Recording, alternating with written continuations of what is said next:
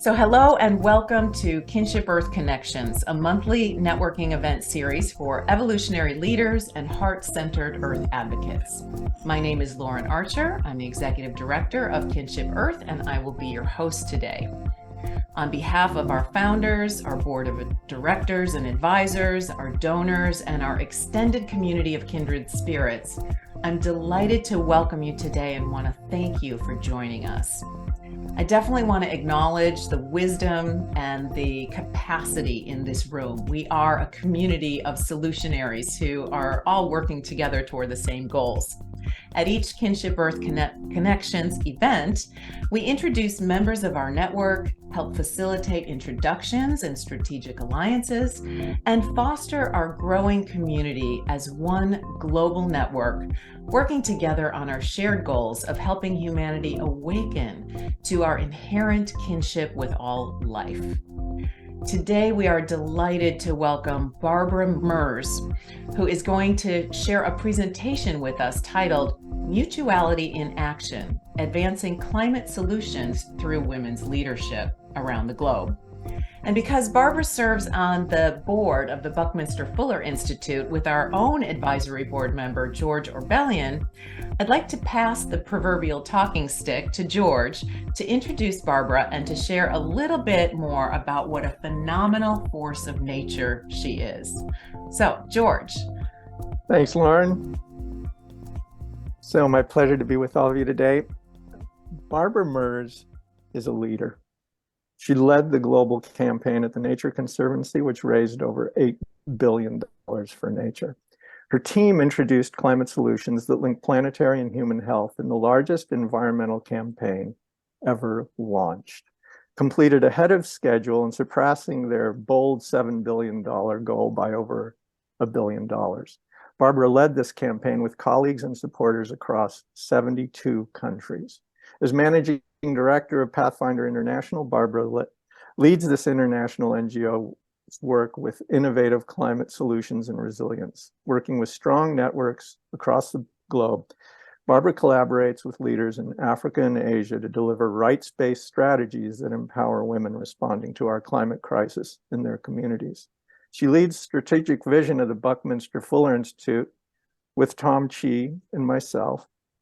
She also sits on the boards of the Szekely Family Foundation with Tree Adoption Uganda, a local and youth-led NGO that plants trees across the central belt of Africa. Barbara was awarded a Fulbright Fellowship to New Zealand and wrote her master's thesis on Indigenous rights and international law. She earned her law degree at Stanford, where in 2002 she received a Stanford Fellowship in Conflict Resolution. Barbara graduated from Princeton University with a BA in International and Public Policy, holds an MA and a JD.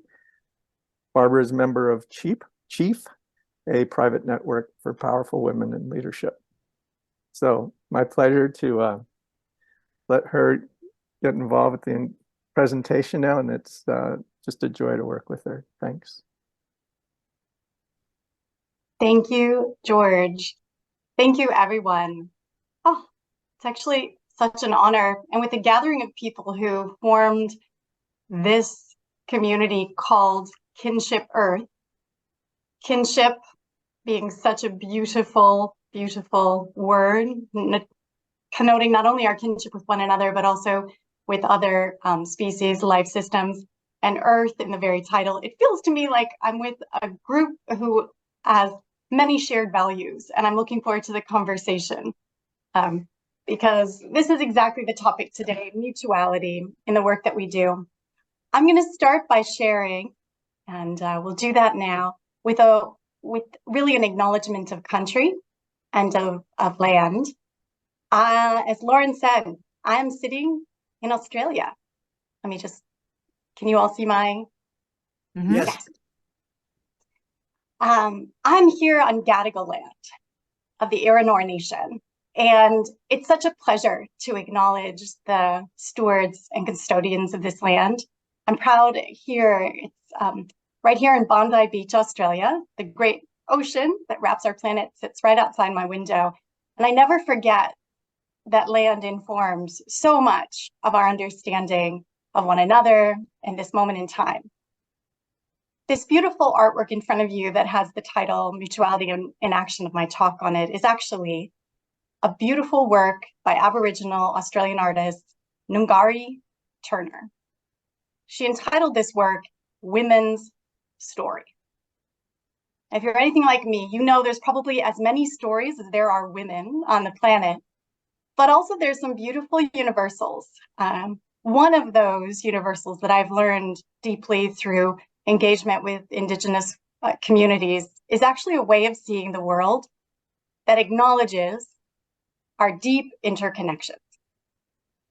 Every dot on this painting, of course, expands not only into a shape, but a shape with meaning, a shape that's connected to something in the land, the country that the artist is deeply familiar with. And in this work, Mutuality, defining that as coming from a systems perspective, a living systems perspective in our work. And in this case, we're talking about the importance of gender equity, women's stories, and climate adaptation. There are mutual benefits to be had. I'm a firm believer in people and planet. And Mutuality in Action is that story. So we're going to go on a bit of a journey today. We'll get into some of the hard realities that most of you will know well, but of the climate impacts that we're now seeing from a scientific perspective, as well as I'll highlight some of the recent progress and also threats on the sustainable development goals that we've set, the course we've set for ourselves collectively in international development. However, I'll really get excited about sharing 3 specific stories on how all of these things relate. And why don't we begin with one of those stories, which happened in Egypt. Last November, I was at COP27 in Sharm el-Sheikh, Egypt. I'd like for all of us to just take a moment and answer the question, notice anyone missing?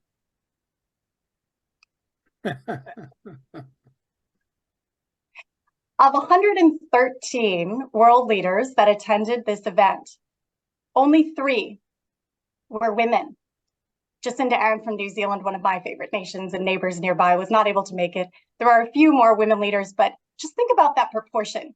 In confronting a challenge where we need all of humanity to be offering solutions, right at the top, we start with a real disproportionate representation. And I think it's important, you know, I love the hashtag #SheChangesClimate as one of the organizations really looking deeply at this question. Can we understand the mutual benefit of actually looking at our representational systems, improving voice and inclusion as we think about tackling these big global issues? It's a story because it was amazing to me that so many of the youth activists were young women. We'll be getting to that later. But again, at the top, we still see quite a slant. So notice anyone missing from Egypt. We start with a bit of just acknowledgement of where we began. But let us move on to give you some context of my background and where I am right now. I want to thank George because it's really important to me to be working with visionaries and solutionaries. And so doing the work both through my directorship at Pathfinder. So Pathfinder is a global NGO, about 65 years old, so has a long track record. And we've worked across 70 countries, currently working in 20 countries in Asia and Africa. We work in some of the most vulnerable communities. As you'll see on the map, there's a big locus of our work in West Africa and East Africa, as well as Southeast Asia. Some areas where the ability to live one's life and make choices as women is extremely charged and difficult, but so too across the spectrum in communities. Pathfinder's work is very much based in a rights-based framework. It's being able to deliver access to healthcare, deliver access to choice around family planning, as well as being able to work through education. So girls' education, working closely with adolescents and youth. And I'll tell you today about a few of these great projects we've been involved in. So that is my work at Pathfinder. It's terrific to work. We have about 1,200 colleagues across these areas. 90% of my colleagues are based in the countries where we work. And I would love to just share with you how grateful I am to be working for an organization that takes inclusion and rights-based work so seriously. So that's Pathfinder, to give you a bit of a background of where I am. From here, let's just step back and look. I'm sure most of you are familiar with the Sustainable Development Goals. So the SDGs, as they're well known by their acronym, are these goals that the UN has brought forward and achieved agreement across all countries that these are the targets that we collectively would like to see by 2030. There are 17 agreements, and they cover areas from aspirations around alleviating poverty worldwide to being able to understand governance, etc. Climate change is one of those goals with very specific sub-targets underneath. But I would like to point out today that in all of my work across the years, climate change isn't a separate goal. It cuts across all of these trajectories. So for example, in my work, we have projects and programs working where it of course impacts poverty, because climate threats can really, for people sitting right on the edge without safety nets, when a cyclone or a hurricane or a flood comes their way, communities can be quickly dropped into poverty cycles that they might have worked very hard with limited savings to get out of. Secondly, of course, good health and well-being. This also exacerbates inequalities. Gender, as we'll learn throughout the talk, also has some shifting back when people have enormous climate threats coming upon their communities. Education, hunger, and clean water. So I wanted to kind of set the frame for this, along with the next slide. And in conversations just before this, I should start by saying, don't freak out. It's a complicated slide, but I'm just going to paint across the highlights. So this slide and chart was published last month, March of 2023. The International Panel of Climate Change, which is the scientific consortia that produces agreed upon status updates related to how the planet is doing related to warming. Last month in March 2023, the statement went out that actually we are not within the 1.5 degree limit that we set for ourselves at the Paris COP. What that means is when warming was up to 1.5 degrees, that actually meant that we had some scientific understanding of the consequences of the climate. Beyond that window, there are cascading and unpredictable threat multipliers that happen, and you all know well, related to ocean warming, acidification, glacier melt, weather patterns. So the IPCC report came out to say we have not sufficiently mitigated within the last decade to keep us within that window, which means that the course of action of where the climate crisis will lead us is well outside of what scientists understand to date. There's some bright spots in this chart, and I took the time to put some stars on here because I think that it's easy to get hopeless when there is time for action.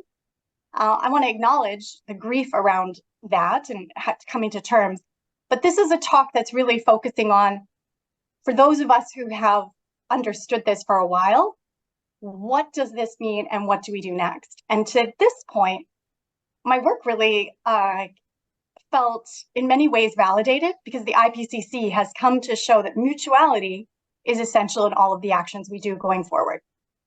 What that means is, you can see on the left, conditions that will enable more favorable pathways include synergies between climate and development action. We have to integrate climate solutions in all that we do. Of course, we need to get out of siloed mindsets, and we have to really respect the diverse knowledge and values. And how I interpret that is understanding that locally based solutions are actually fit for purpose, better than most anything that's helicoptered in, and that requires deep listening in the work we do.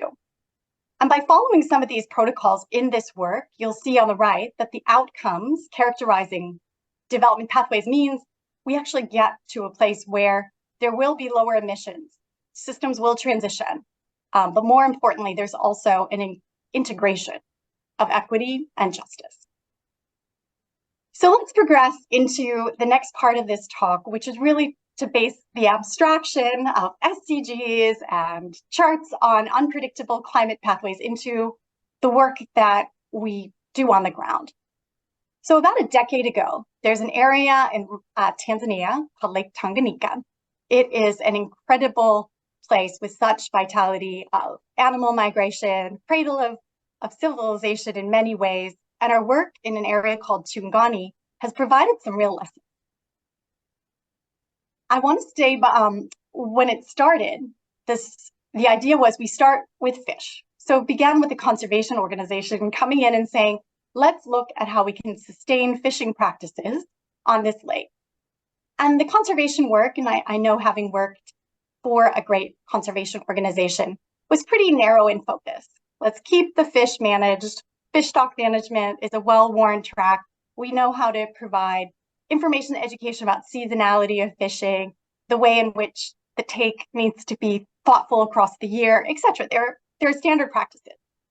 However, about a year into the project, the environmental organization came to Pathfinder and said, what we're actually hearing from community on the ground there is that while it's nice to be thinking about the fish, they actually have asked us for access to healthcare.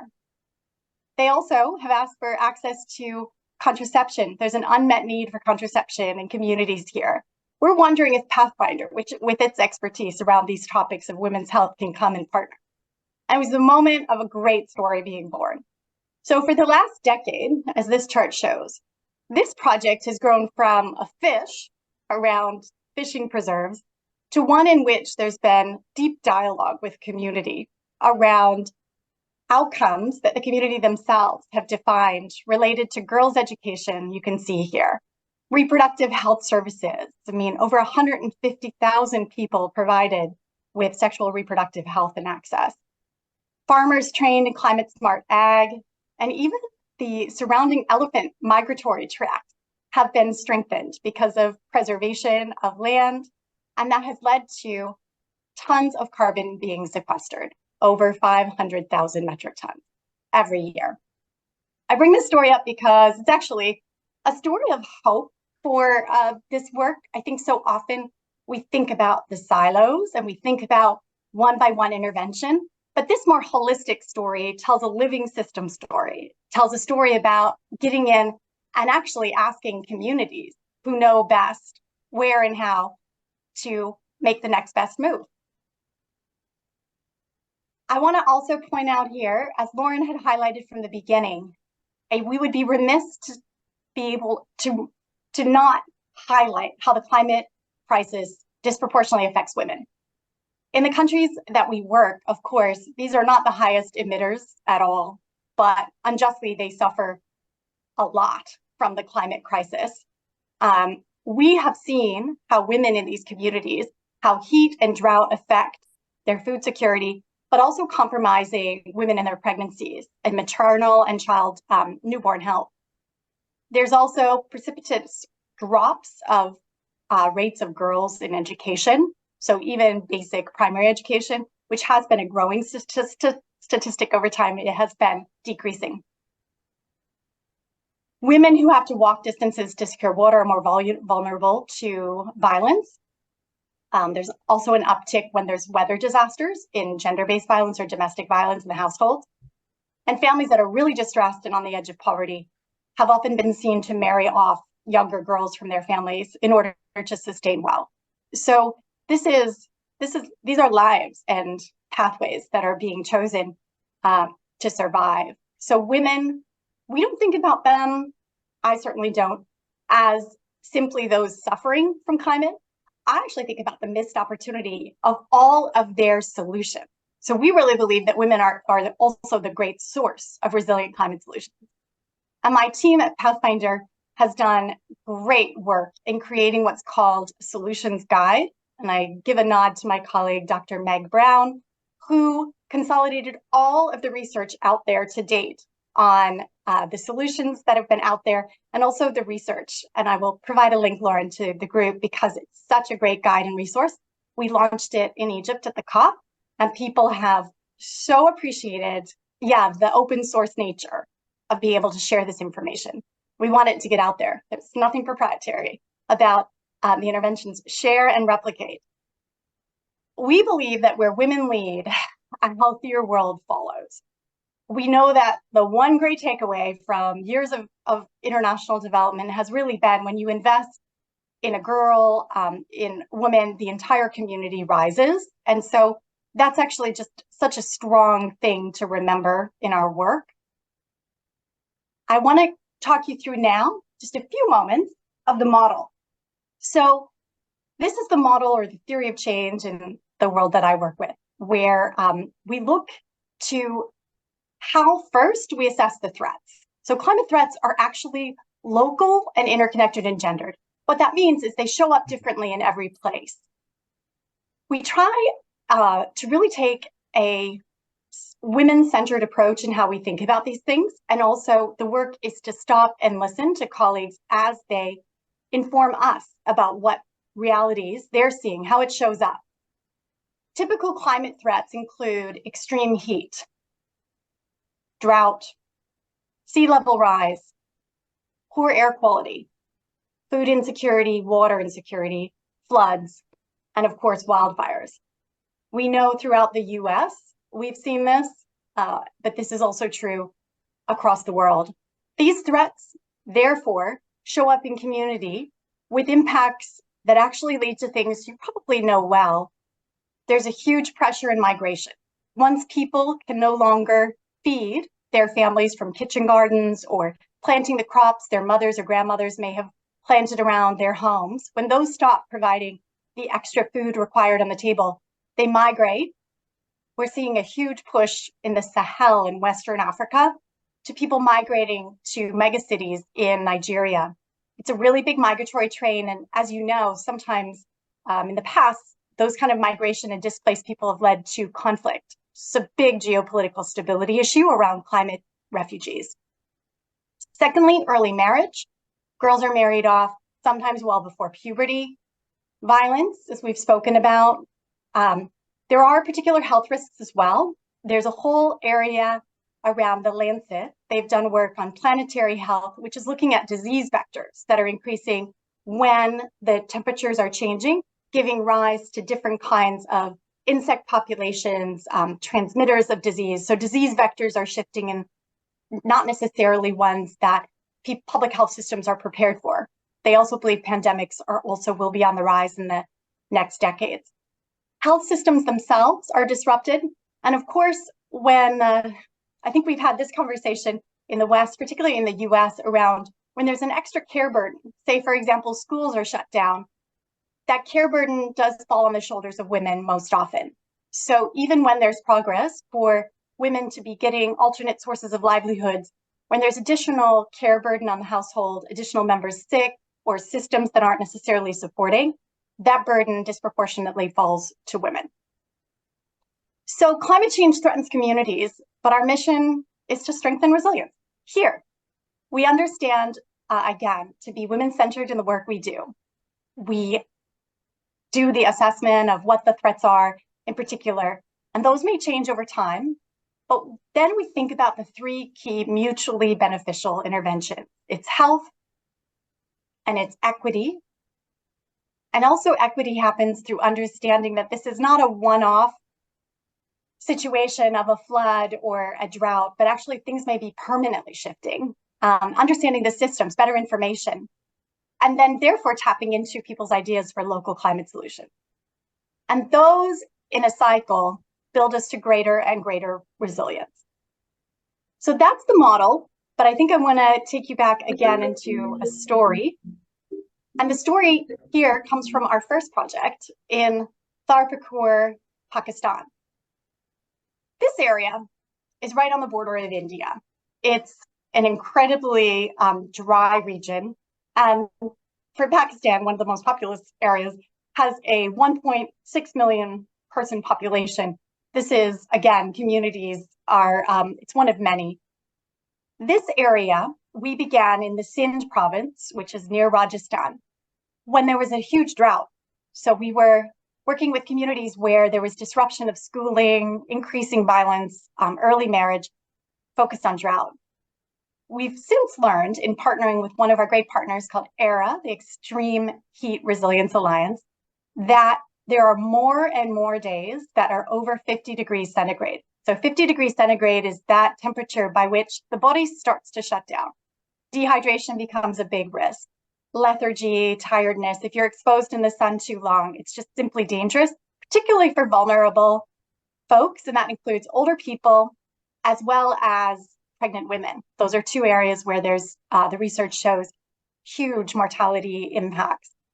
So we also understand from the area that women in Thar have reported lack of safe delivery options and access to contraception. So the climate threats as we started this project were drought and water scarcity and malnutrition. However, what doesn't show up on this slide and the story I want to share with you is that this extreme heat, the number of consecutive days last summer over 50 degrees in India and Pakistan meant what? Of course, the Himalayan glaciers began to melt precipitously. So that happening meant that rather than drought, this area was inundated with floodwaters. So as the glaciers melted in the Himalaya, this is the Indus Valley, and the flooding was huge. You probably read about it in newspapers. A lot of deaths, over 1,700 folks dying in the floods. But more importantly, we actually understood that it isn't just responding to one threat, it's creating the resilience in order to adapt. So part of the story comes with a glimmer of hope, which is that because this community had some resilient networks in place, it did not suffer proportionally the deaths that other areas did because there was communication protocols. People knew they could rely on each other. We had put some pieces in place. They didn't think that this was temporary. There were access points, communication, and the resilience in terms of demanding more attention from public authorities. Some of that also had been worked on. There was a real degree of empowerment. We did work with called near peers, where university students had come out, young women in universities to visit in communities, and being able to help the understanding about what communities can do, how they can empower, get known, voice their needs, made a huge difference from drought to flood. So I point out resilience because it's something that actually cuts across whatever threat we're facing. We won't be able to control the threats, as you know, but we can absolutely be able to build up the stamina, the wherewithal, and the gumption to be able to navigate them. We don't do this alone. At Pathfinder, our partners are far and wide. I want to point out that in all of these areas, we're really lucky to have excellent partners. So just some you should know about. The Institute for Health Metrics and Evaluation is one. We've done some research. We did a great white paper to show the impact of extreme heat. We work with the Adrian Arsh Council on Rockefeller. On advocacy, we have great partnerships on the ground with Rain for the Sahel in West Africa, Niger, our colleagues there. In India, Dharma Life, globally, Women Deliver. And on programming on the ground, we work with scientists and practitioners from the Nature Conservancy, Jane Goodall Institute, and the Frankfurter Zoo. I want to pause and just say the great partners here, though. Those are all NGOs working. It's actually just listening to those with the greatest vested interest locally, which are those community members who really understand what is relevant and fit for purpose. Over and over again, sitting in community and listening, I think we're all being taught the lesson, going back to mutuality and the beautiful art at the beginning of this, to look at the world in a different way, to listen and to understand what is already known in areas. And all of you will have stories of that in your own lives and communities. But it's a big lesson and a big shift, I will say, in the way that things have been done in the past. As we move forward, I'm interested in inspiring young people. So I'm giving a talk on the 24th in this month, right after Earth Day. I will send out an invite just so you all know. And I'd love if you have young people in your lives who might be interested in this nexus between climate and health and gender. We're giving a talk with some friends and colleagues of mine. Ndola Prata, she runs the Bixby Center at Berkeley. She runs the Cal School looking exactly at this nexus. She's a terrific thought leader. Sono Abi, a gender and climate justice expert. And again, Meg Brown, who's my colleague and did the publication of the Solutions Guide. To end, I think I have to say that this goes beyond, with mutuality, a sense of particularities, and it actually goes to where I think kinship earth works really, really potently, which is how one walks the walk of change. And two of my heroes, quite different people, but two heroes I want to bring up. One is Buckminster Fuller. Bucky, if anything, had a great sense of play. I really have appreciated his way from the buckyball, the geodesic dome, the Dymaxion vehicle. He was always thinking of new ways to address the changing world. And in the 60s, he was talking about these things which we knew. He understood that the existing systems would not support 100% of humanity. And I appreciate his vision. I appreciate that he actually maintained a playfulness. He said, you never change things by fighting the existing reality. To change something, build a new model that makes the existing model obsolete. And that play lives with me as I do this work. But on the other side, and just as importantly, another one of my heroes is Greta. Greta Thunberg, as you all know, has been a truth teller about climate. It's been pretty impressive to see over time the weight on her shoulders, and I have great compassion for that, but she's stood up and said, change is coming, whether you like it or not. Anyone thrust in the spotlight, of course, has good and bad aspects to how they think about things, but I bring up these heroes for these two elements of walking the walk of change. One is creativity requires playfulness and fun. It's hard to be creative and think about new ways of doing things when we're mired in argument and critique and criticism and fear. And it's also difficult to address change when you don't face the truth. So truth telling and creativity, I think, are two essential ingredients and keep me inspired to do this work. I want to end by saying I'm actually quite grateful that Kinship Earth shows up for each other and for the planet and continues learning and continues to support ideas and conversations like this, because it matters. This is a time where this really matters. I want to say thank you, and I'm very happy to open it up to questions and conversations. So Lauren, back to you. Thank you so much, Barbara. Let's all give Barbara the round of our Zoom applause, right? That was fabulous.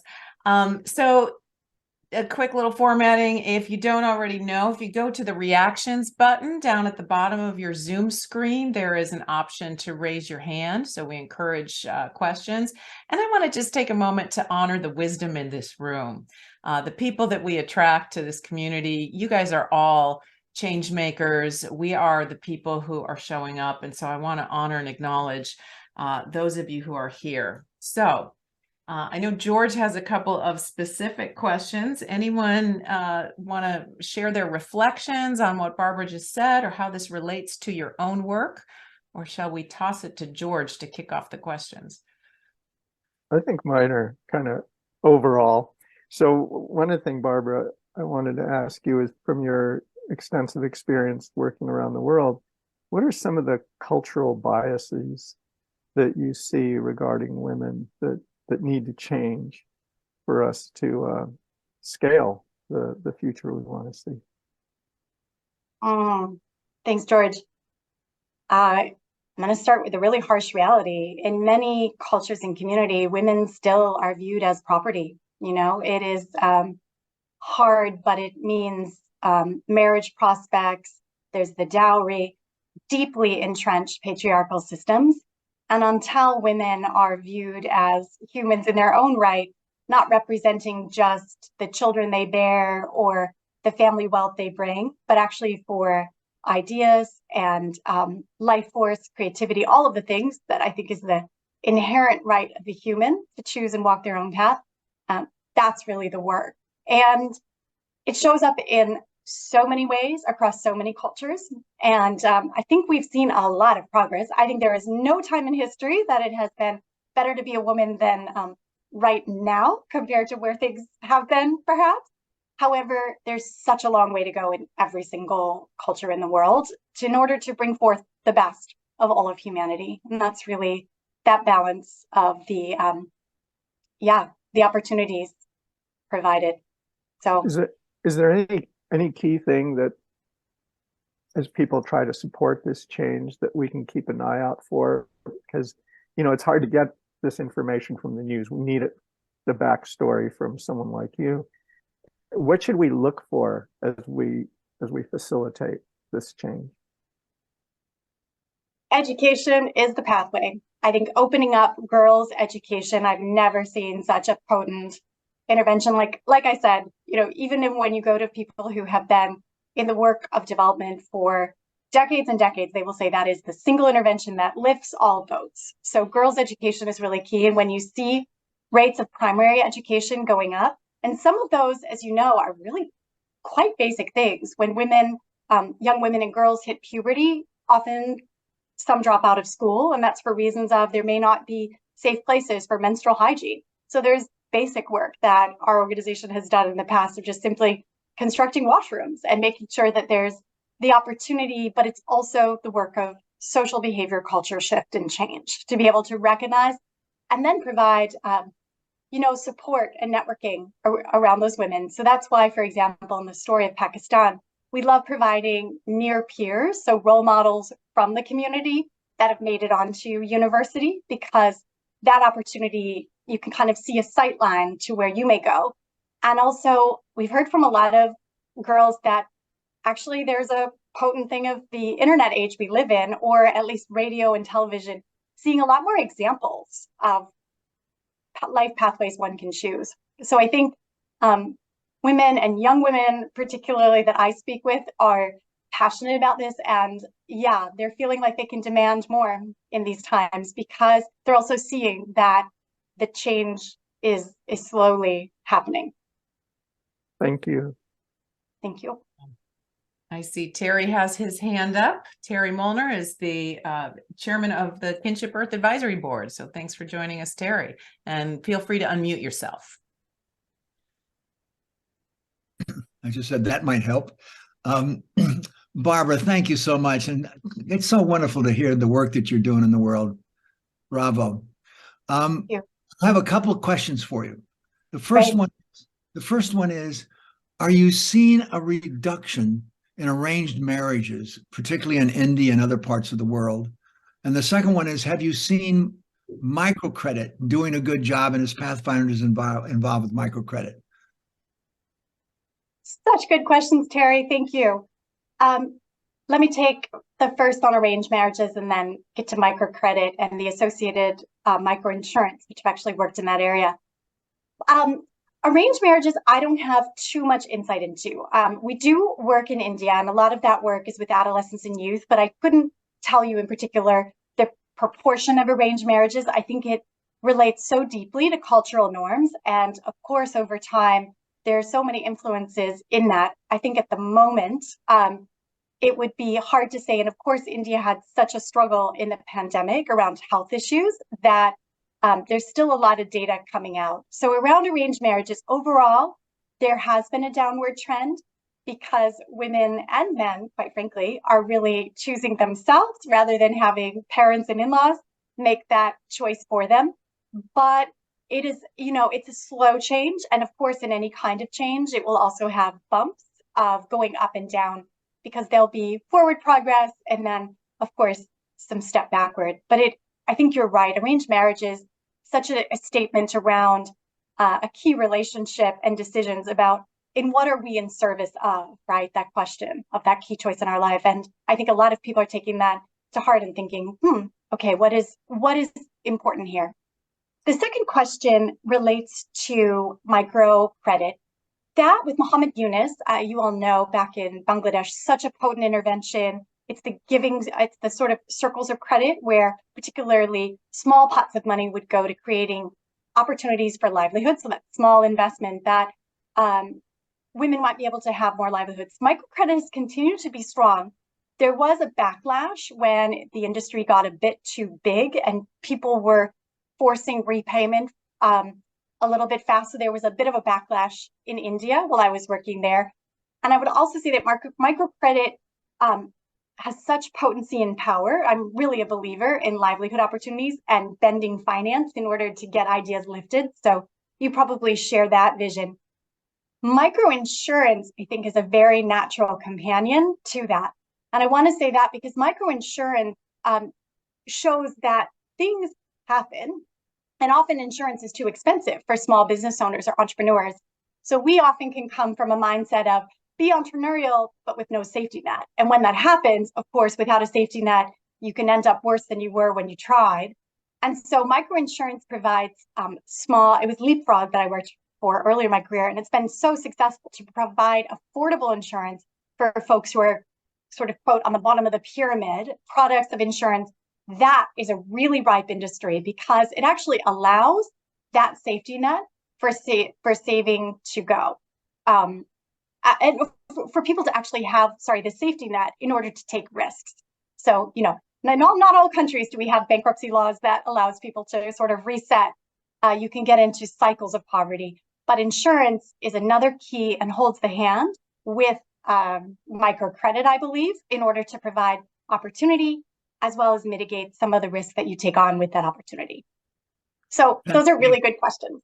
And I saw someone idea about arranged marriages in the chat. So thank you for that. I didn't want to speak out of turn on that, but I appreciate, I'm in a room full of experts. So Barbara, it's really lovely hearing about the insurance, but I want to just tell one little story quickly. In 1979, I rode the trains throughout India, and I had the ability to meet with everybody still alive who had worked with Mahatma Gandhi closely and to live with them and interview them. And the thing that was most painful to me was that a girl would be just like any girl around the world at 9, 10, 11. As soon as she turned like 12 years old, it just totally changed for her. Just like overnight. It was so painful to watch it that it was, the girls were all just playing happily like children anywhere. And then suddenly, it just stops. And so I just wanted to share the pain of having witnessed that. Go ahead, Steve. Yeah, thank you so much for all the work you're doing. My question is a little bit different, I think, but I'm really interested in your take on it. I've worked in 108 countries so far and been very active with women's leadership with Ann Richards and Ronya Kosmeski in Texas, and as president of Planned Parenthood in Reno, Nevada. I've seen the reproductive issues up front and personal, women's health up front and personal. At the same time, I'm a professor, and I see this crisis of men, and there's a huge unspoken crisis of men in the world, which reflects, in fact, on what's happening with women. And it's unaddressed and basically almost not spoken of, where men now have the highest suicide rates, they have the highest dropout rates out of secondary school, they have the accelerating drops in entry to post-secondary education. There's a huge crisis going on with men of enormous proportions, and it's being basically ignored. So I'm curious with how you see working with women would work to also reach out to men to have them understand the issues that you're speaking about. Do you do that, or is any organization that does that so that we address both of those issues at the same time? Fabulous question. I'm so glad you are on it, because there is no way one thing moves in a system without everything else shifting. And I did not get a chance to add that, and I should have. So thanks, Stephen, for raising it. In all of our work, we really do focus on community. So we center women in the intervention, but actually nothing changes unless the community shifts. And in particular, I will point to work we do with, it's called Act with Her. And there we have just as many young men as young women who enter and have conversations about creating the sort of healthy systems. Because I think you're right. people don't often react well in change when it comes at them, but when they are creating the change in conversation and dialogue.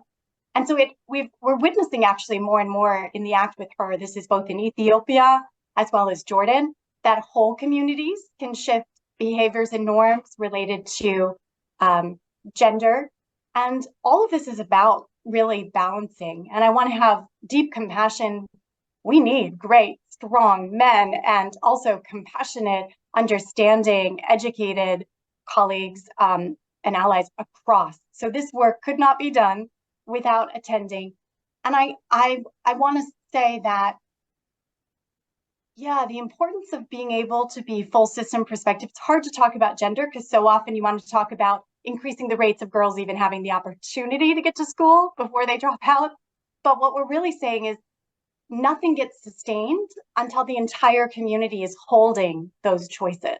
And it would be awful to create change too fast where you're actually moving in opposition to what folks generally are comfortable and can move at the right pace. So I think it's an art and as different as each community to do that well, but that is an essential part. And you remind me that I think the old school way was just running small groups where you just break off and talk to the women.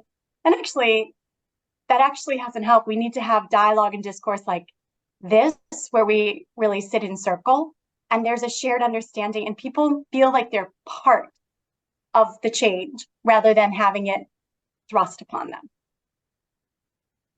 Awesome question. And yeah, that is one of our values is making sure we have, the partnership model, like Rianne Eisler has famously coined the term, but it's not about necessarily balancing masculine and feminine. It's finding the integration and how can we work together. So beautiful. I see Walter and Susan over there with a hand up. Susan Davis Mora are the grandmother or godmother of social investing and founder of Kins Innovation Networks, and Walter Mora on the board of Kinship Earth and the owner steward of Finca Sagrada Sacred Land Farm in Vilcabamba, Ecuador. So welcome. Yeah, I just wanted to share something we're doing down here, but I so enjoyed your talk. Gave me some encouragement. We have a little village about 20 minutes walk away.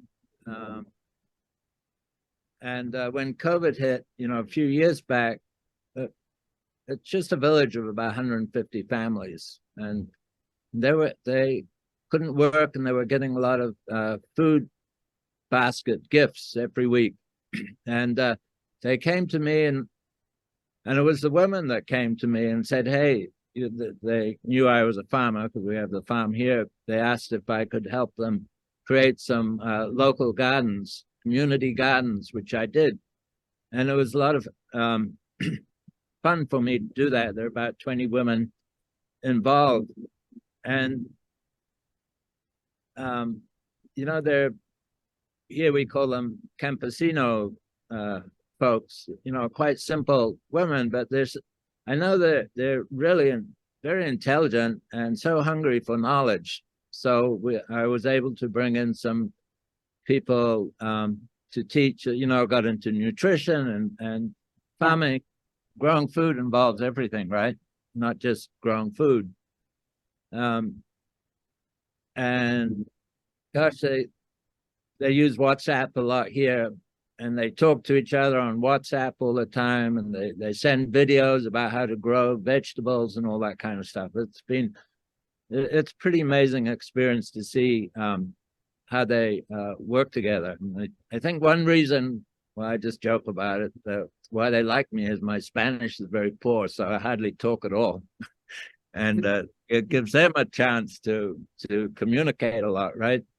And now we're trying to expand it. We're starting a fundraiser for $25,000, but it includes things like a playground so that women can work in the garden and, all the regular stuff like tanks for water and to build swales and stuff. And it got a little bit too big for me, so I have a a young woman who's going to head up the project, and we've started a GoFundMe thing, and then we'll try and get some more money from some of the organizations in Europe that like to support women projects and being self-sufficient. So I just wanted to share that it's been, a lot of fun for me to do that. Oh, there's nothing like working side by side with your fingers in the dirt, right? You're just in the soil. And what you've just pointed out around planting, that raises a huge amount of intelligence. So one of the things, harkening back to local wisdom, is really about people understanding weather conditions, soil, the light, the weather, the heat, the shade, the what grows well around what plants. In our country, in Ethiopia, one of the really fun things related to you, or just what you described during the pandemic in Ethiopia, around the clinics where women would come if they're having a troubled pregnancy to deliver. So often they deliver at home, but in these areas, the learning that have taken place by gardening, by planting these gardens, all circling these clinics, has led to a lot of fun because everyone brings their expertise and people bring their seedling, and it becomes a bit of a shared swapping grounds for what might grow. Take a little sprout of this, take a cutting from this, plant this in your garden. I think that it actually is so life affirming to realize that when we do shared gardening, there is a powerful learning and lesson. On my own background, my mother was come from a huge farming family in the Midwest, and I always remember the best conversations with her took place in the garden, where we'd be on hands and knees planting the season, or taking some weeding, pruning, taking the vegetables or fruit in. There's something really powerful about how equalizing that is. So Walter, it might not just be your Spanish. I think it's also about our shared reverence for earth and people's intelligence of how we work best to create things from the conditions that exist. I love that story, and I'm really supportive. Yeah, it's great. But anyway, I'll put our helper in, and I'll have a look at this video and see how she can get in touch with your organization. Happy to reach out. Great. Awesome. See, Carmen has her hand up. Yep. Dr. Carmen, also in Ecuador. Feel free to unmute yourself. Oh, there you go. Thank you so much, Barbara, for being with us today and for this beautiful work that you do and sharing it with us. I really appreciate it. And thank you for everybody here that's with us today. Okay, so a couple of things. Today, I'm in Ecuador, but my soul and my heart is in the United States. It's in the world, really, but it's in the United States. And I'm planning to go back, by the way, for all of you to, I'm sharing that with you. Want to go back this year. I've been in Ecuador for 7 years. And there was a warning, a notice today. I wake up and that's the news in the United States from Equality, Florida, saying that if anybody's thinking about as a tourist visiting Florida or relocating to Florida, which is where I moved to Ecuador from Florida, and I'm going to go back to Florida, to not do it. The warning is not do it because of the dangers related to equality, and particularly gender equality, and what's going on in the state of Florida with the schools and the school boards and everything else. So giving your interest with youth, which is one of my passions, and I like to more information on that event because I like to participate. Could you share a little bit about your work with Pathways and what can we do with regard to the United States? Oh, well, big question. So I'll try to give it a big answer. But also, I think there's something else around Florida, which is if you look at the amount of land that will be covered with ocean water rise, you may also consider where, although I do have great fondness and joy for the beauty of Florida's landscape too. There's so much that is here. Let me start by saying, yes, youth advocates, I would say, Carmen, a lot of it is actually getting out of the way and letting them speak. So at the COP conference, COP27, which was in Egypt, there was a youth pavilion, which often, if you know how the UN conferences work, there's like a blue zone, which is the inner sanctum where the world leaders, and you have to have a special pass to attend. And then there's the NGO forum. So in previous COPs I'd been, and I'd seen youth advocates work, but they were still on the periphery. Whereas in Egypt, they were within the blue zone. I was invited to speak on behalf of Pathfinder to talk about our adolescent and youth reproductive justice work. But I tell you, it was such a great session. There were about 200 young activists there from all over the world. And they were the ones at the microphone saying, climate justice is our right, reproductive justice is essential. So it was just so clear. I mean, in the mindset of youth, we don't have to say anything or do any kind of teaching. It's simply get out of the way. I think that Pathfinder also believes deeply in mentoring and finding career pathways for people. And so that's why the Bixby event, we have, I've hired a postdoc fellow who I think is going to be an absolute stellar leader in this field. We want to provide those opportunities because it's one thing to have the knowing, and it's another thing, as all of you know, I see the finance, the markets, you have to be able to provide opportunities for people to take economic care of themselves, to do career pathways that sustain them. So that's an area we really need to think about. It's not enough to just know these things. We also have to ensure that we're supporting and shaping the institutions. A bright spot from my alma mater at Stanford, I believe, is going to be the Door School, which is, I'm learning more about it next week at Stanford. But I think there's going to be this huge shift in what will careers look like? What industries are going to be opening? There's so much change all at once, understanding how technology is disrupting so many jobs that existed even when I came out of school, much less when many of you came out of school. I'm sure you have seen the great field of change. But Carmen, two things that I take away when it comes to youth. One, they really know and can teach us a lot about what they're seeing. They will inherit more of the timeline of the climate crisis than we will live with. Two, get out of the way while creating as much as possible the pathways for people to create lives within this work. So my joy. Fabulous. Thank you. Great question, Carmen. I see Dr. Elizabeth Sartoris is with us from Hawaii. Elizabeth, you have your hand up. Feel free to unmute yourself and ask your question. Aloha, and Barbara, and all of you, my deep apologies. For some reason, and we've had very unusual internet problems this morning here. And when I finally got on, I was near the end of your wonderful talk. So I so look forward to the recording and so admire you for the wonderful work you're doing. You know, recently there's been a lot of talk about how we're losing all our freedoms due to all this manipulation going on the internet. And someone said, you know, if you want to really be free again, put your cell phone down. Because once you're off the internet, you're still free and you can't be manipulated in the same ways. So all of this on the ground work that you're doing is exactly what has to be doing. We have to get young people to put those cell phones down and go out there and get their hands in the dirt and grow the food and things. And here in Hawaii, we're still importing 80% of our energy and food, which is insane because we have the same population as when these islands were discovered by the Europeans. And they were feeding themselves just perfectly well with what's called now it's called bioregionalism. They knew exactly how to work with the landscape.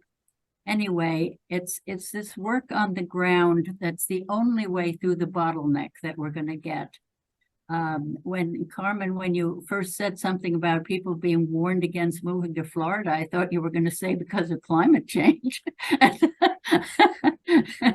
But now we have all these other problems going on there. Anyway, I'm a huge admirer. Yeah. I can't wait for the recording. And to all of you, you know, it's so good to see Walter and Susan on. And Blessings to everybody. And yes, let's get through this bottleneck with all this on the ground community building together. I want to also mention one thing that I've noticed as an evolution biologist, and that's that the biggest driver of true community is disaster. And it's unfortunate that that is the case, but it has always been so and always will. They cannot take away our natural cooperation as human beings. That's something that can't be destroyed. It can be suppressed.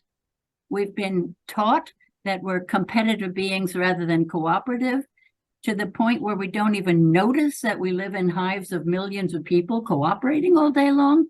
But that cannot be killed in us. And so it's these areas of the world that, I mean, I cannot even imagine going from severe drought and all that brings as a problem to flooding with all that brings as a problem, you know, and be whipped back and forth that way. And I know that those people on the ground, with people like you helping them, really understand how community can come out of the worst situations. So bless you. Aloha. Thank you.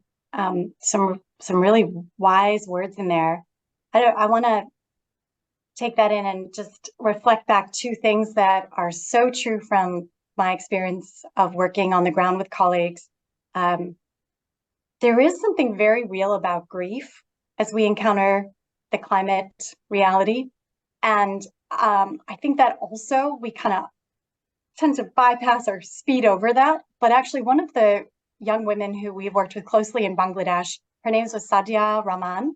She has hosted circles with young people, young men and women, who also have done incredible work on creating art around the city in Dhaka where they live. And these are murals on walls. And some of the work there just brings me to tears, because I have extraordinary respect for the power of the stories we will start to tell, but you're only going to really start to tell those new stories when you work through some of the grief of also what we have lost and are losing, not just in the human species, but in all the biodiversity around us.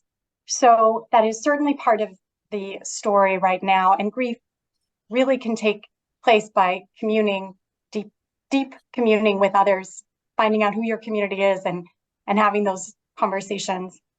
Secondly, one of the big fans, I'm a big fan of a hero of kinship earth, Lynn Margulis.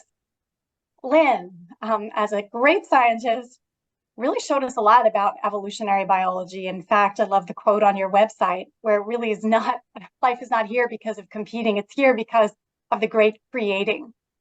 And certainly in times of adjusting to outward circumstances, I think the great power of life force on this planet has been how adaptive we are. And I mean that we in the greatest sense of we. Just yesterday, I was actually doing some work on birds and looking at the long history of all the different pathways that bird life has just created response to environments, and to just understand the mystery and the marvel of diversity and its strength in showing us the power of adapting to circumstance is one of the ways in which I think through these great opportunities of this moment. It's not easy, but it's going to call on the best of us. So yeah, thank you.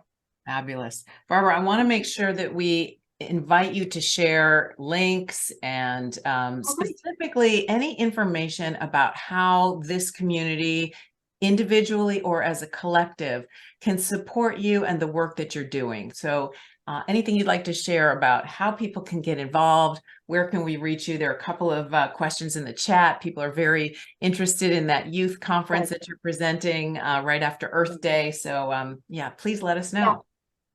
Come plant gardens alongside it. And I really think a lot of the work, just it's a new mode of thinking, but this is about getting out of the way for communities themselves to define their future, their right response, their intelligence. And so I am very happy to be the channel for that good work. It is not about me. It is about getting this into the hands of those that will know how to use the resources best. Yeah. So should people go to Pathfinder? Yeah, well, I'm happy to share a couple links. The Bixby event, which is going to be great for young people you want to send on to understand that there's hope. There's fields emerging in this work in this area. So there's actually jobs and livelihoods. I think about my nieces and nephews. One niece is going into sustainability just next year starting, and I'm so proud of her because it's an area where there's just the opening, but it's going to be shaped by young women like her, and it's inspiring. I also think about the projects, and I'm very happy to share links to a couple of them because Pathfinder certainly relies on great funder support. I think about funders as thought partners because this is how it's not just exchange of resources, which we happen to have more of typically in the West, but it's about being on the learning journey together. So I will get Pathfinder's website, the Bixby event, and also share a little bit perhaps of some of the beautiful art that's come out of some of the work in Bangladesh. That's an area where, as you know, with the flooding in the Ganges and that whole region of Himalayan melt in the Bangladesh side, they are experts in confronting flood. I'll also point to some great research that was done during the pandemic by one of my mentors on the Climate Advisory Council in the US. So in Louisiana, there's some, they call them the parishes or the bayous, where climate change has come to really roost in communities, creating a lot of inequity, jobs closing down, but also threats to people's houses as oceans rise. And there, one of the great learnings that came out was not only does resilience teach you about climate and put your experience within a greater context of change, which is important for people to understand, but actually it develops empathy. So I think one of the things we tend to get very quickly into is polarities around this team or this experience or that experience. And in this high school in rural Louisiana, there was a degree of feedback from the high school participants where the story was that, for example, the high school football star, the quarterback, understood that another team member who couldn't often make practices was actually his dad had lost his job, and he was also fighting storms and cleanup and health issues from mold that had come into his family's household. So this understanding of it isn't just a particular story or circumstance, it's part of a shift that we all have to contextualize within. Not all of us will carry this burden similarly. When the temperature hits 50 degrees centigrade, most of us would take refuge in air conditioning, but that's not available in the communities where we're talking about. There is not the electricity and the service for that. So I just think that also understanding what are our backdrops and understanding of recourse and putting ourselves in other people's shoes is a really important part of resilience. Hopefully to create some better conversations, less combative conversations around this topic of whose fault it is, who carries the burden. I think that we don't have time for that, the blame shifting. We do have time for resourcing, help, and support, and operating from that good impulse. It's not always easy, but rather than the who's at fault and where can we spend our time in those kind of arguments. I offer that as well. Fabulous.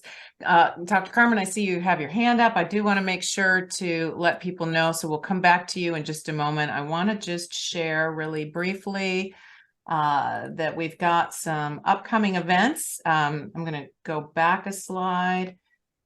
Whoops, no, I'm not. I'm going to go forward. Okay, so on May 10th, please join us for Dr. Edward Muller. He's doing some phenomenal work on the ground in Costa Rica and has a fabulous perspective. He's worked with the UN. We got to meet him back in January, and he's going to be sharing his fabulous perspective on how we can really have demonstrable climate cooperation. He is the president of the University for International Cooperation.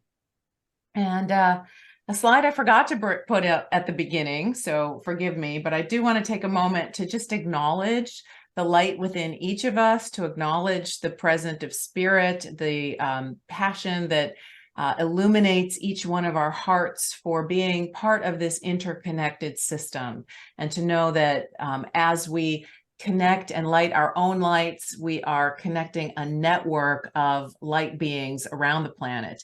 And then since Florida was specifically mentioned, I want to just do a shout out. She is not here today, but one of our advisory board members is Sharon Joy Kleitch, and she is doing some phenomenal work with the Florida network. And so any of you who are doing work in and around Florida, encourage you to reach out to her, and some of her videos are available on our website.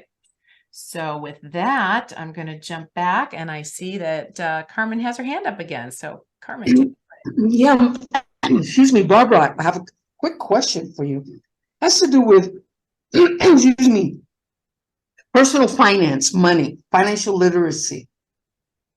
Where do you see the role of financial literacy in supporting people as in connecting and understanding their values? You know, how they, the relationship between their values and the environment, and how they use their money, be it for consumption, you know, for savings, or for investing, or for gifting. I'm a huge advocate, Carmen. Really, I understand the importance of being able to do that work and do it well and thoughtfully. My background on human development really started with Amartya Sen, who won the Nobel Prize in Economics for his approach, which is called the human capability approach. And in that way, the theory really is, it's not about providing things to people, it's about removing obstacles for people to be able to express their own intelligence and life force. And I think in the world that we live in, understanding finances and the markets is certainly an obstacle for many people. So being able to get literacy would be removing an obstacle for people to flourish in their own way. I'm a big fan of that. Okay, so we have a relatively smaller group here in person today than we normally do. I would like to open it up and just see if there's a couple of folks that have not yet spoken or asked a question. If you'd like to just give us a brief one sentence, like, who are you, and where, you know, where does your work fit into this equation? Would that be okay with everyone?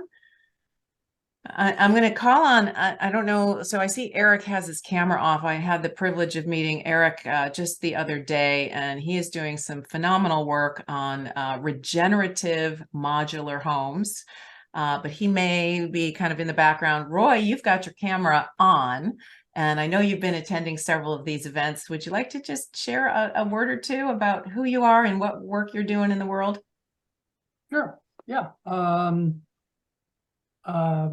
I'm a fellow alum with Barbara. We both went to Stanford, I just noticed. And George and I spend plenty of time together with Planet Positive, so I feel like I know a few of you.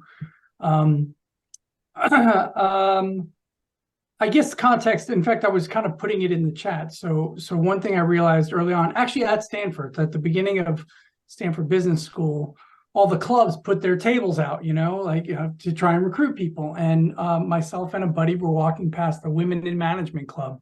And he said, yeah, you should join Women in Management. And just then the woman at the table was like, yes, you should. We need men involved. If men aren't involved, nothing's going to change. So we both signed the book and we're like, okay. And he made it through one meeting, but I stuck it out. I'm like, you know what? She's right. Like, if the white male cis American English speaking isn't present, like, nothing's going to change. Like, nothing's going to change. And since that point, I just join every place that I don't fit and that I feel a little uncomfortable. So I'm part of LGBT and Black people and Hispanic and you name it. Like, and often I'm the only guy in the room. Like, I'm the only guy who looks like this and speaks like this. And you know, and mostly my job, if I had to sum it up, I'd raise my hand at the end and say, so what's the plan to tell the men? like, you know, and by the way, I'm very sensitive to and empathic to the fact that a lot of those groups need to be self-supporting of each other, of sharing experiences and sharing reactions. And like, there's a ton of in-group work that I'm not a part of and I'll excuse myself from. But if there's no outbound work, like nothing's going to change, you know, because and I would say also often it's because of cluelessness. the guys just have no idea. They have no idea. And I'll tell you something else. Guys who fit my privileged profile have never been in an only room where they're the only one. Like, that's not a thing. Right? So getting into a room where you're the only one, all of a sudden you go, oh, okay. So I did some work in Cameroon. One more quick story. I did some work in Cameroon. I was teaching at a vocational school, and I was the only white guy that I knew in my area. And I went to a soccer game, and across the stadium, and this wasn't a huge stadium. It probably had 10,000 people in it. It was, it was medium-sized stadium. There was another white guy, and he and I waved to each other. And I was like, right, that's what it's like being like Black or trans, or like in America, that's just a conference room. Like, that's not a stadium, right? Anyway, so yeah, that's all I'll say. But I do whatever I can to be uncomfortable. Great perspective, Roy. Thank you for sharing. And we've got just about 10 minutes left. I see Lee has her camera off, and Eric took his camera off. So Lee, why don't you introduce yourself? Welcome. Thank you. I joined Kinship Earth. I'm not really quite sure who recommended it to me. I'm kind of new to this world. I was at a retreat probably a year ago, and I met Judith Schwartz and John D. Liu. And I had recently purchased some property, and, was kind of following them around like a puppy dog the whole time. And they really just changed my life. They were very impactful people.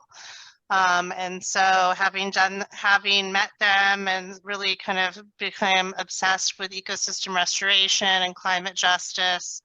I still have a corporate job at Qualcomm, but I started my own nonprofit, and we are focusing on ecosystem restoration, soil health, water capture, community outreach, workforce development, and this is all in San Diego backcountry. And our focus is really California, because we've got a lot of really damaged ecosystems, and knowing how much, just a couple people have impacted my life and changed my mind, we're really focusing on kind of outdoor education, youth involvement, young people, workforce development, and community outreach and support. So I can put my website into the chat just so you can check us out. Great. Thank you for joining us. And I see Eric. I've had that privilege to meet Eric earlier this week because we've been in some of the same circles. So many of these people are in the same circles, and I was absolutely blown away by what he's doing. So I'm really glad we have just a minute or two for you to give us a quick high-level overview, Eric. Feel free to unmute yourself. Thank you, Lauren. I appreciate the introduction. I think I'm starting to recognize some of these faces and names, beautiful people that you all are. We seem to run in the same circles. Yeah, I threw my bio, I guess, up in the chat if anybody wants to look at my LinkedIn. Lauren, I want to simply state that I'm just a guy that's trying to build a future for my own family, for my son, and for the children that he will eventually have. And I know that sounds so cliche, but at the end of the day, that's my why. Why am I doing the things that I'm doing? Is to build spaces, physical spaces, and social and financial frameworks that will make sense for a shifting paradigm to a new world. It's a broad statement, but my goal or my vision has led me to start, I guess, 4 companies officially in the last year and a half or so. They're all still in various stages of launch. So I'm just getting started. And the reason I like to stay fairly quiet about all of it typically is because it's actually the people that are circling around the vision that I have that are doing all the magical work. I'm going to restate it again. I feel like I'm just a guy. I'm not an engineer. I'm not a PhD. I haven't saved the elephants or done any of those things. I just have a vision, and I'm trying to encourage people to share that vision with me. And so far, it seems to be working. So we have started a company that over the last year and a half, for those of you who don't know, Thrive has engineered and designed and is just getting ready to start manufacturing the world's first truly holistic, regenerative, modular housing system. A home that can grow food for its inhabitants indoors year-round, a home that eliminates human waste, a home that creates abundant water and oxygen, and a home that is powered by biomimetic energy with wind and solar. We're also offering the technology stack that we've created at Thrive for other homes. So existing homeowners, developers, governments, etc., are welcome to adopt the technologies that we've created for their existing infrastructures. We're doing retrofits specifically. So it's called the Resiliency Project at Thrive, and essentially is a resiliency audit. We go into a home or a community or speaking with governments to discuss how they can adopt beyond sustainable lifestyle measures to help their citizens or their family or themselves, I guess, to become more resilient and regenerative. And then a second one, I'll just mention two for now, Olizoi, or as it's pronounced properly in Greek, Olizoi. So Olizoi means all life in Greek, and it's a regenerative real estate development firm. Again, I'm not a developer, I'm not a real estate lawyer, I'm not a civil engineer. I just happen to have attracted people to the story, to the cause. Who are those things? So we're working feverishly to launch officially in the next 4 to 6 weeks. So a brand new company that I founded around 9 weeks ago, approximately, but now has 7 core team members and is attracting quite the attention globally for anywhere from small eco-spiritual retreat developments to 7,000-acre developments in South Africa. So we're making headway fairly quickly. Again, not because of me, but because of the collective, of the shared vision and intention. So that's me in a nutshell. It's a pleasure to have a voice. Thank you, Lauren. Beautiful. And that's what this Kinship Earth Connections is all about. I mean, each one of us is necessary as part of the global movement for really waking us up that we are all connected. We are all one living system, and when we each play our part and we do what our hearts are called to do and we support and collaborate with one another, we're going to have a thriving world. So before we close, Barbara, any closing thoughts that you want to share with the group? I'm really inspired by Lee and Eric, Roy, your stories. Like, it feels to me this next wave of people coming, be it to sit in your discomfort or to actually just do something and get out. It takes us all. That's the lesson of Mutuality. The lesson is we're working on behalf of people and planet right now. We don't have a lot of time to lose, to be in the old modes of thinking. Lee, you mentioned John Liu, who's also a great hero, working on the board of the Buckminster Fuller Institute. Eric, I want to say a lot of these ideas, the studio, the kind of startups are coming up. I'll drop the website. You probably are well across this, but there's a huge thing called the massive change that's happening, which is going to be led to an extraordinary amount of 100 million new people coming into this understanding of the time is now to create, to move, to shift ways of being and doing. So Buckminster Fuller is a big collaborator. John Liu is part of this. Bruce Mao and George and I are going to be working on behalf of the board and all good things to, as the word is, massive change. And so that's what's required. And within that, we're going to even think about change to be one of mutual. So can we listen as we act? And can we all be uncomfortable enough to realize we don't have the answers alone? Just be attuned and try as often as possible to sit in circles like this where you can feel restored as we walk the journey. Thank you, Lauren. Thank you, Barbara. And George, I see you have your hand up. Some closing thoughts from you. Yeah, I wanted to thank everyone, but I also wanted to honor Elizabeth and Susan as elders of this space, and by their recognition of the need to do this work early on and keeping that voice loud when not many others were listening.